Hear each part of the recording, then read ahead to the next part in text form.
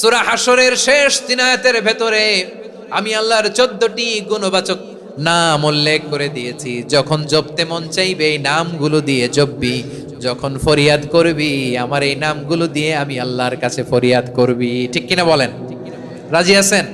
এই যে আর রহমান, আর রহিম, আল কুদ্দুস, আস সালাম, আল জব্বার, আল আজিজ, আল হাকিম, এই নামগুলো ধরে ধরে আল্লাহরে ডাকতে রাজি আছেন?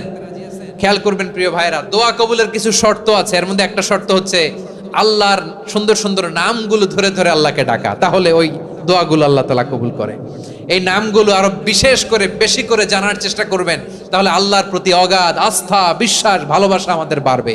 এই যে 14টা নাম, আল্লাহর পরিচয় আমরা ইন ডেপথ জেনেছি, আল্লাহর প্রতি আপনাদের আস্থা বেড়েছে না?